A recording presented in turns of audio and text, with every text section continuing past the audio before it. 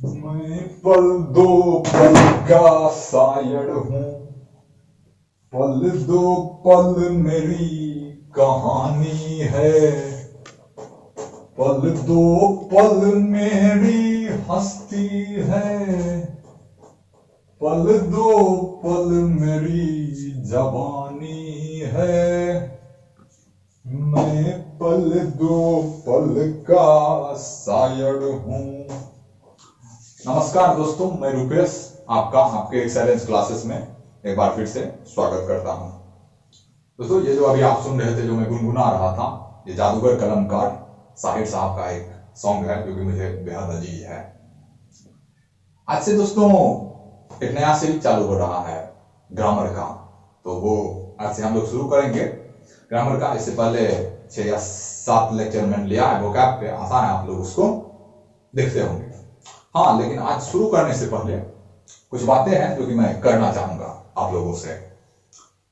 क्या है दोस्तों कि सब कोई सबसे किसी न किसी से पढ़ता है, तो मैं भी, मेरा खासकर मेरे इंग्लिश के बहुत सारे गुरुदेव रहे हैं, कुछ स्पेशल रहे हैं, क्या कहते हैं, वोकैब के स्पेशल, प्रोनाउंसिएशन के स्पेशल, ग्रामर के स्पेशल, और सब सेक्शन के अलग अलग टीचर रहे हैं मेरे।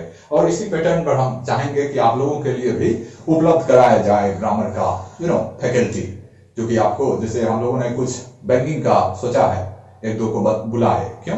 क्योंकि जब आप पढ़ते हैं तो बस आपको पढ़ाना पड़ता है, लेकिन जब आप पढ़ाते हैं तो आपको परोसना पड़ता है, लेकिन परोसना थोड़ा डिफरेंट है। तो हम लोगों ने कुछ बैंकिंग की, मुझे थोड़ी कम एक्सपीरियंस है, वैसे मैंने बना दिया है बहुत सारा सेट बैंकिंग का भी, लेकिन थोड़ी कम एक्सपीरियंस है मुझे बैंकिंग का। तो हम लोग बात कर रहे हैं कि आप लोगों को इंग्लिश का भी, इंग्लिश का स्पेशल बैंकिंग के लिए कोई फैकल्टी मिल जाए जल्दी, तो आशा है आप लोग उनको भी सपोर्ट करेंगे। बाकी जो बात हम बोल रहे थे कि मैंने भी कहीं से पढ़ा है ये, तो इसमें मैंने कि आपको तो पता नहीं चलेगा वैसे कि मैं ये कहां से लाया, किसके पास पढ़ा, लेकिन अगर आप कहीं से कुछ इधर उधर मिला जुला लो तो उसके लिए कोई नहीं, क्योंकि मैंने अगर किसी से पढ़ा है तो जो हम कोई ग्राइंड थोड़े किए हैं। अब कोई मोटरसाइकिल सीख ले थोड़े आता है ऊपर से, यहाँ पे आएंगे ना, सीखना पड़ता है। तो कोई भी कुछ पढ़ता है तो वो कहीं ना कहीं पहले पढ़ता है तब पढ़ाता है, क्योंकि बिना पढ़े पढ़ाया नहीं जा सकता है।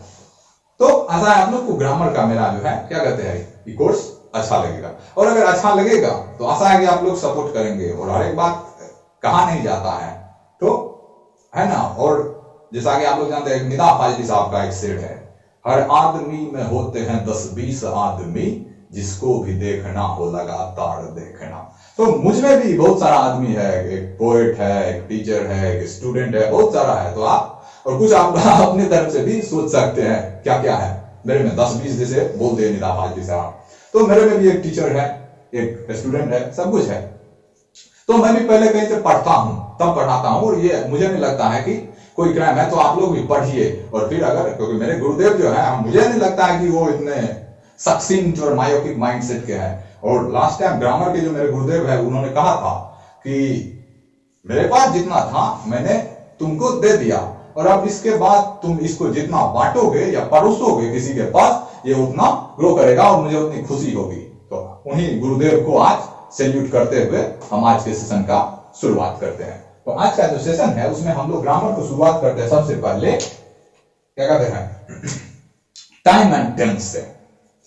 तो आज का ग्रामर का फर्स्ट क्लास होने जा रहा है, जो कि टाइम एंड टेंस से रिलेटेड है। अब यहां पे क्या है, टाइम का मतलब तो मुझे लगता है आप लोग को पता होगा कि टाइम का मतलब होता है समय, और टेंस का मतलब क्या होता है, अगर कोई जानते हैं तो बताए। काल। अकाल का मतलब समय। काल का मतलब समय, टेंस का मतलब काल, और काल का मतलब आप बोल रहे हैं कि समय होता है। तो फिर ये टाइम एंड टेंस पढ़ते क्यों है? तब एक टाइम में पढ़ लेते हैं केवल, या केवल टेंस से पढ़ लेते हैं? तो टाइम एंड टेंस आखिर पढ़ क्यों रहे हैं? कहने का मतलब है दो जब डिफरेंट टर्म है तब ना बीच में एंड लगाया हुआ है। टेंस का भी कुछ मतलब है, उसका मतलब अगर समय होता तब केवल टाइम में पढ़ लेते, केवल टेंस से पढ़ लेते, कोई एक पढ़ लेते हो जाता काम। लेकिन अगर हम पढ़ रहे हैं यहाँ पे टाइम एंड टेंस, तो इसका मतलब है both word contains different meaning. तो इसमें ये तो होता है टेंस का मतलब। टेंस का मतलब काल तो ठीक है, बट काल डजंट मीन से टाइम, समय। टेंस का मतलब अगर आप टाइम एंड टेंस की दृष्टि से देखें तो इसका मतलब होता है form of verb, form of verb. तो टाइम का मतलब टाइम या समय, और टेंस का मतलब हो गया फॉर्म ऑफ वर्ब। एक मेरी दोस्त थी कभी, और मैंने बोला था उसको कि आप मुझे, थोड़ी अच्छी दोस्त थी वो, बट थोड़ी क्या कहते हैं चिटखोपड़ी माइंडसेट की।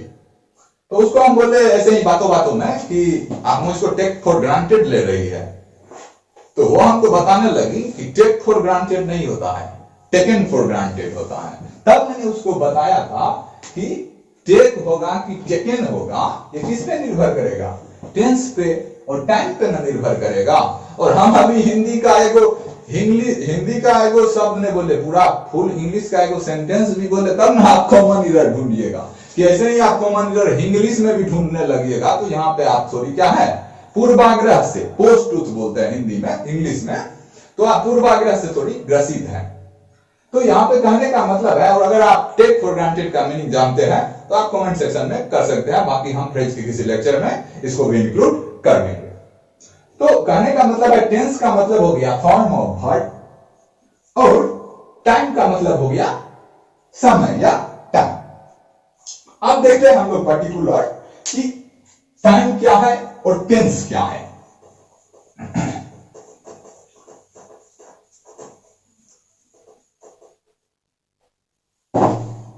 देखिए टाइम जो है यह था 3 तरह का, आप लोग भी जानते होंगे। प्रेजेंट मतलब present, second past, and third is future.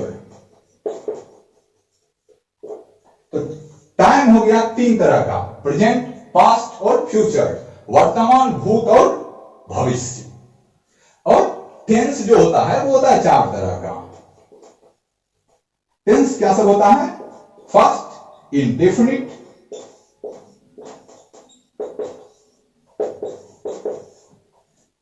Second is continuous,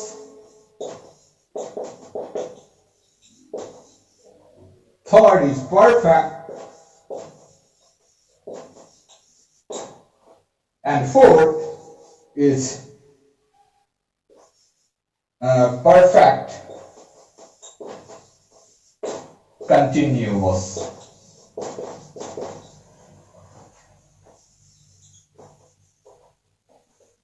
तो आप यहां पे देख सकते हैं कि टाइम कितने तरह का हो रहा है। There are 3 types of time, that is present, past and future, and there are 4 types of tense, that is indefinite, continuous, perfect and perfect continuous। तो इसमें सबसे पहले हम लोग कैसे देखेंगे इसको कि टेंसेस विथ प्रेजेंट टाइम। तो टेंसेस विथ प्रेजेंट टाइम में फर्स्ट हम लोग पढ़ेंगे tenses with present time.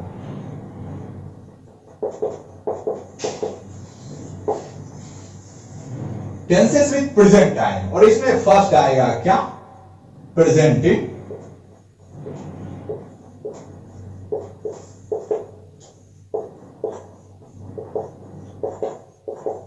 Definite tense. इसमें फर्स्ट जो है आप लोग हेडिंग दे सकते हैं प्रेजेंटिव डेफिनिट टेंस। तो ऐसा आप लोग लिख लिए होंगे, तो इसको हम इरेज कर देते हैं। तो लिखिए प्रेजेंटिव डेफिनिट टेंस, हेडिंग दीजिएगा और लिखिएगा। देखिए प्रेजेंटिव डेफिनिट टेंस क्या है।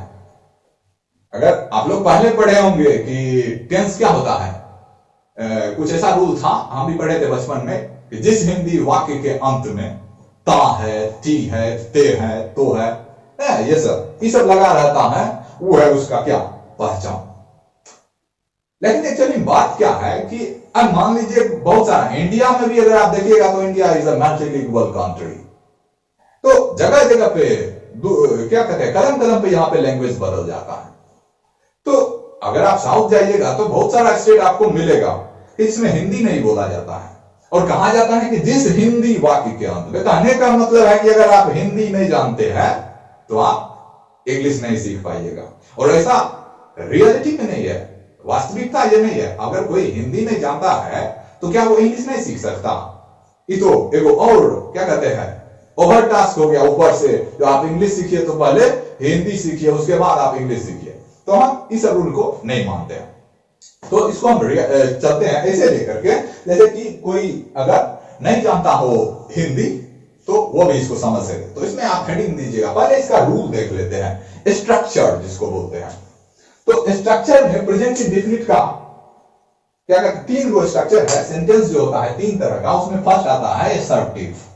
तो असर्टिव का जो इसका रूल है वो है subject plus V1 plus object.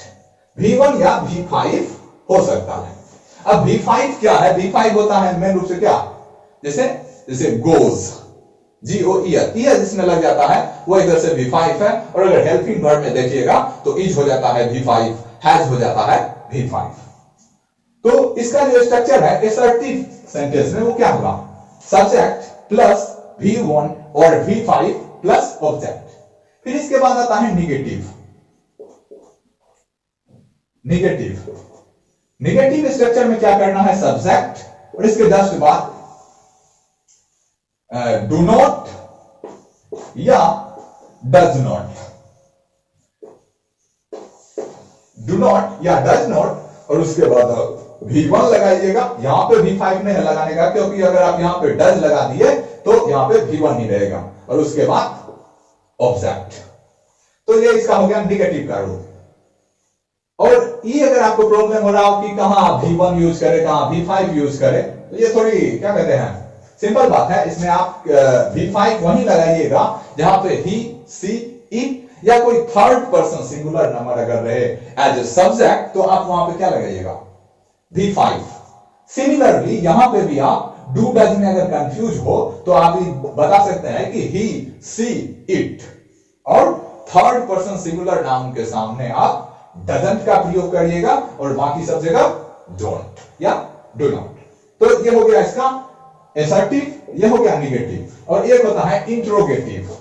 Interrogative में क्या होता है, बस सिमिलरली आप डू नॉट या डजंट को आगे कर दीजिए। डू नॉट या डजंट। अच्छा आप लोग ये दोनों का अंतर समझ गए।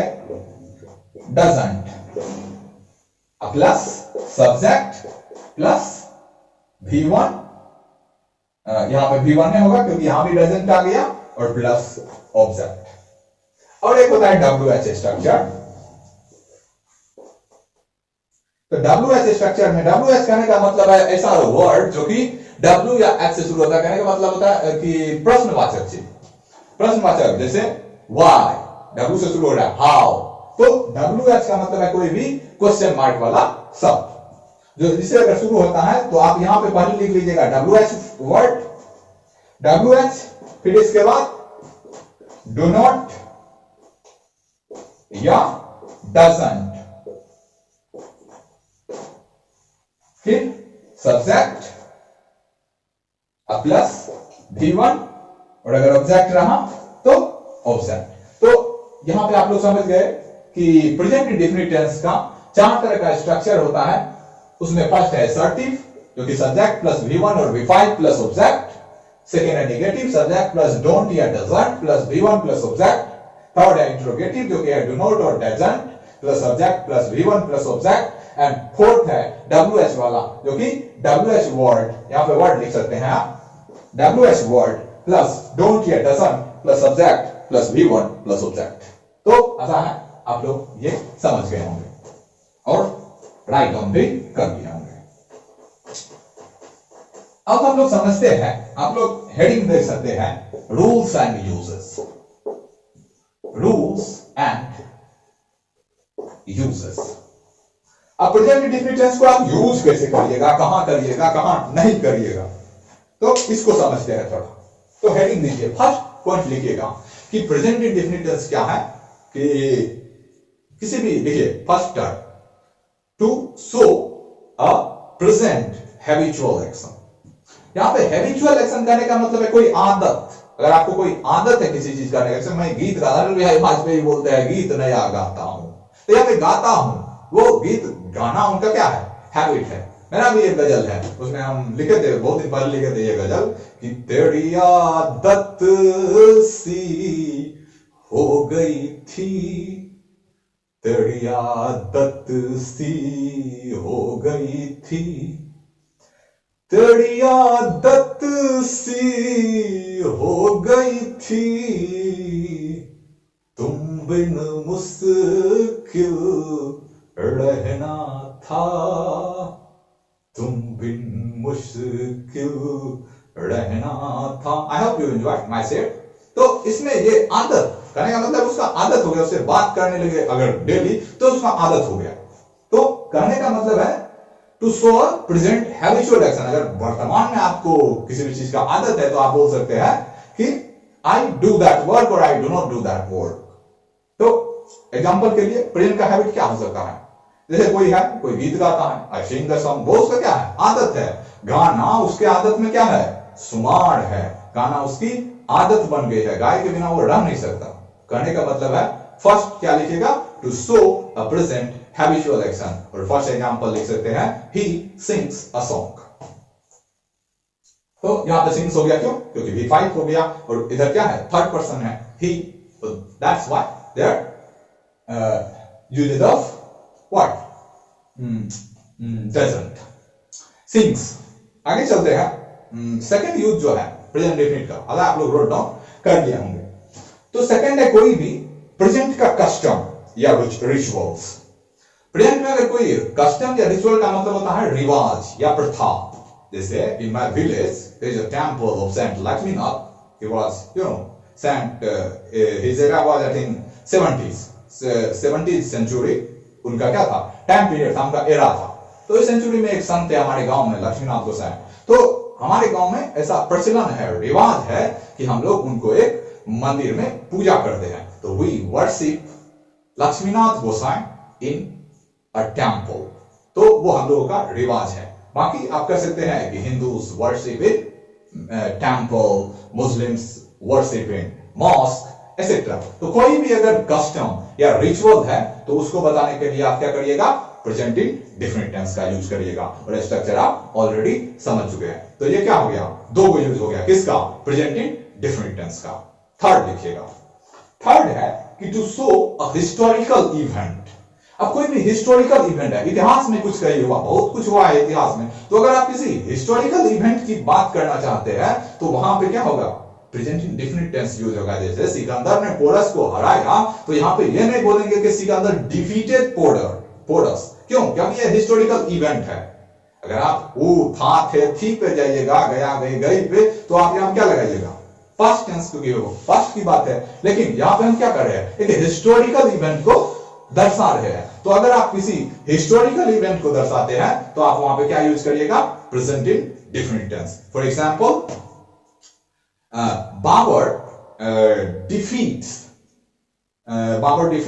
Ahmad Abdali, Babur defeats Ibrahim Lodhi in the battle of Panipat, you can say. तो वो क्या है, यहाँ पे बाबर ने इब्राहिम लोधी को हराया, तो ये एक हिस्टोरिकल इवेंट है। तो अगर आप किसी भी हिस्टोरिकल इवेंट की बात कर रहे हैं तो वहां पे आप क्या यूज करिएगा, प्रेजेंट इंडेफिनिट टेंस। फोर्थ है इसका अगला, टू इशू अ कोटेशन। अगर आप कोई किसी को कोट कर रहे हैं, कोई कुछ बोलना चाह रहे हैं कि वो ये बोले, तो अगर आप किसी को कोट करना चाह रहे हैं तो हमेशा ये स्ट्रक्चर किस में आएगा, प्रेजेंट इंडेफिनिट टेंस में। जैसे उस दिन एक प्रोवर्ब समझाते समय मैंने आपको एक कबीर का दोहा कहा था कि जात न पूछो साधु की, पूछ लीजिए ज्ञान, मोल करो तलवार का, परा रहने दो म्यान। आई hope you remember the phrase that word was do not judge a book by its cover। तो यहां पे क्या है, अगर आप ये बोलना चाह रहे हैं अगर आप गौर कीजिएगा और मेरा वो वीडियो जाके देखिएगा तो हम क्या बोले थे वहां पे कि Kabir says, I did not से कबीर सेड, मैंने कहा था कबीर सेज, तो वहां पे हम प्रेजेंट इन डिफिनिट स्ट्रक्चर में यूज करते हैं। निदा फाजली साहब सेज, कोई शायर का अगर शायरी कोट कर रहे हैं तो वहां पे हम क्या ले रहे हैं, सेज, ना कि सेड। क्यों? क्योंकि वहां पे हम उसको कोट कर रहे हैं। तो अगर आप एक कोटेशन को इशू कर रहे हैं तो आप वहां पे क्या लगाइएगा, present indefinite tense. For example Kabir says, जात न पूछो साधु की, पूछ लीजिए ज्ञान, मूल करो तलवार का, परा रहने दो म्यान। आई hope you got the point. Third अगर आप देखना, इसके नेक्स्ट अगर देखना चाहेंगे तो एक होता है कंडीशनल सेंटेंस। सबसे इंपॉर्टेंट कंडीशनल सेंटेंस है क्या? कंडीशनल सेंटेंस होता है जैसे अब जब वो आएगा तब तुम जाओगे, मतलब अगर ये जाएगा तो यहां पे एक कंडीशन है जब वो आएगा। तो कंडीशनल सेंटेंस में क्या है, यहां पे देखिएगा तो वो आएगा तब तुम जाओगे, दोनों सेंटेंस में आगे भी हो जा रहा है। अगर आपको वाला जिस हिंदी वाक्य वाला नियम पे जाइएगा तो यहां पे भी गड़बड़ आ जाएगा। आप क्या बोलिएगा, when he will come you will go। तो किसी भी कंडीशनल सेंटेंस में आपको ध्यान रखना है कि शैल या विल का रिपीटेशन नहीं होता है, और अगर शैल या विल का रिपीटेशन नहीं होगा तो उसको अवॉइड करने के लिए कुछ आता है, और उसी को अवॉइड करने के लिए आता है प्रेजेंट इन डेफिनिट टेंस। और वो किसमें लगेगा, जो सेंटेंस कंडीशन को सोच करता है। जैसे फॉर एग्जांपल, वह जब आएगा तब तुम जाओगे, तो यहां पे अब किसमें हम, एक तो ये तो समझ गए कि प्रेजेंट इंडेफिनिट यूज होगा कंडीशनल सेंटेंस में शैल या विल को अवॉइड करने के लिए। लेकिन ये दोनों जो सेंटेंस है वह आएगा तब तुम जाओगे, इसमें किसमें यूज करिएगा आप, इसमें या उसमें? तो उस सेंटेंस में ये यूज करेंगे जो सेंटेंस ये बताएगा कंडीशन को जो शो करेगा। फॉर एग्जाम्पल, वह जब आएगा तब तुम जाओगे, यहां पे कंडीशन क्या है, जब वो आएगा तो आने वाला यहां पे कंडीशन शो कर रहा है। और अगर आने वाला शो कर रहा है तो आप इस सेंटेंस में बोल सकते हैं present indefinite, when he comes you will go, और you will go when he comes. I hope you got the point. Next जो है वो है क्या कहते हैं, कोई भी सीरीज है, कोई प्रोसेस अगर आप दिखाना चाह रहे हैं, जैसे चाय कैसे बनाया जाता है, गजल कैसे लिखा जाता है, तो ये क्या है, ये तो प्रोसेस है। ऐसे आप थोड़े बिना प्रोसेस का तो नहीं समझ सकते है ना। तो कोई भी अगर आप प्रोसेस, सीरीज ऑफ एक्शंस को अगर आप एक प्रोसेस में दिखा रहे हैं तो वहां पे आप यूज करिएगा प्रेजेंट इन डेफिनिट टेंस। जैसे चाय कैसे बनाना है, गजल कैसे लिखना है। फॉर एग्जांपल जैसे गजल, फर्स्ट वी राइट मतला, मतला होता है गजल का first step, then we decide it's a parameter, जो कितना में हमको रखना है। तो यहाँ पे डिसाइडेड नहीं करते हैं या विल डिसाइड नहीं करते हैं, क्यों? क्योंकि यहाँ पे हम एक प्रोसेस हो रहे हैं। First we boil water, then we boil milk in another pot, and then we merge it, and then tea mix. तो यह है एक टी का बनाने का प्रोसेस। तो अगर आप कोई भी प्रोसेस शो कर रहे हैं तो उसका हर एक सेंटेंस आपको इसमें यूज करना है प्रेजेंट इन डेफिनिट टेंस में। आशा है आप ये पॉइंट समझ गए होंगे। नेक्स्ट पॉइंट लिखिएगा। नेक्स्ट पॉइंट जो है, अब किसी गेम का कमेंट्री होता है, तो किसी भी गेम का अगर कमेंट्री होगा तो वो हमेशा किसमें होगा, प्रेजेंट इन डेफिनिट टेंस में होगा। जैसे आपको वर्ल्ड कप का एक कमेंट्री याद आ रहा है, उसमें बोला गया था कि Malinga balls to Dhoni, Dhoni hits hard the ball and the ball goes to out of boundary line and that's huge or massive six। तो यहां पे देखिए पर लाइन में प्रेजेंट इंडेफिनिट, कहीं पे भी फ्यूचर या पास्ट का यूज नहीं है। धोनी क्या है, मलिंगा बॉल्स टू धोनी, यहां पे एक वर्ड है बॉल, बॉल। ये जो बॉल है, ये बॉल का मतलब क्या होता है, ये बॉल का अगर आप एज ए नाउन मीनिंग देखिएगा तो ये होता है कटोरा, कटोरा। और एज ए वर्ब इसका मतलब होता है बॉलिंग करना, करना या गेंदबाजी करना। तो यही बॉल का मतलब होता है। यहाँ पे बॉल्स बोला जा रहा है, मतलब V5 का यूज किया जा रहा है। क्यों? क्योंकि मलिंगा है, मलिंगा क्या है, थर्ड पर्सन सिंगुलर नंबर है। तो कोई भी गेम का कमेंट्री होगा तो वो हमेशा हमेशा किस में होगा, प्रेजेंट इन डेफिनिट टेंस में होगा। आप लोग भी कर सकते हैं आप। तो ऐसे ही Malinga balls to Dhoni, Dhoni hits hard the ball. देखिए सब जगह सब्जेक्ट प्लस V1 और V5 का स्ट्रक्चर आपको मिलेगा। And the ball goes to out of boundary line and that's a huge C. तो हर स्टेप में क्या यूज है? प्रेजेंट इंडेफिनिट टेंस का. तो to show a commentary of a game आप क्या क्या यूज कर सकते हैं? प्रेजेंट इंडेफिनिट टेंस का. नेक्स्ट जो है और लास्ट है इसका, और वो भी श्योर है. नेक्स्ट नहीं, लास्ट नहीं, बट नेक्स्ट है. यह है क्या कहते हैं, कोई भी 99% अगर परफेक्ट फ्यूचर प्लान हो, एकदम सर्टेन फ्यूचर प्लान हो, जैसे प्रधानमंत्री अगर कल आएंगे तो प्रधानमंत्री का शेड्यूल पहले से फिक्स रहता है, वो 99% फिक्स है. तो कोई भी अगर आप 99% सर्टेन फ्यूचर प्लान की बात कर रहे हैं तो वो आप किसमें करिएगा? प्रेजेंट इंडेफिनिट टेंस में. जैसे प्राइम मिनिस्टर विजिट्स पाटलिपुत्रा और गांधी मैदान नेक्स्ट डे. ये कभी भी फ्यूचर में नहीं आप बोल सकते प्राइम मिनिस्टर विल विजिट, नहीं. क्यों? क्योंकि प्राइम मिनिस्टर का जो विजिट है वो 99% एक सर्टेन फ्यूचर प्लान. अब कोई ट्रेन 10 बजे आएगी या ट्रेन 10 बजे खुलेगी तो ट्रेन स्टार्ट्स एट 10 o'clock. यहाँ पे आप ट्रेन विल स्टार्ट नहीं बोलेंगे. क्यों? क्योंकि ये क्या है? प्रेजेंट का फ्यूचर प्लान. प्रेजेंट का 99% जो है वो सर्टेन फ्यूचर प्लान की बात यहाँ पे आप कर रहे हैं. एक होता है एक यूनिवर्सल ट्रुथ, मतलब सार्वत्रिक जो सत्य है उसको अगर आप दर्शा रहे हैं तो उसको आप दर्शाइएगा हमेशा किसमें? प्रेजेंट इंडेफिनिट टेंस में. जैसे the sun rise in the east. यहां पे ये क्या है? सूर्य पूरब में उगता है. ये क्या है? एक यूनिवर्सल ट्रूथ है. द अर्थ राउंड्स द सन. ये क्या है? एक यूनिवर्सल ट्रूथ है. तो इसको आप किस में लिखिएगा? हमेशा प्रेजेंट इंडेफिनिट टेंस में. I hope you got all the rules and uses of present indefinite tense. आशा है आपको अच्छा लगा होगा. नेक्स्ट क्लास में हम लोग देखेंगे प्रेजेंट इम्परफेक्ट और प्रेजेंट कंटिन्यूअस जिसको बोलते हैं. एक क्लास में देखेंगे. तब तक के लिए चलते हैं. Bye bye.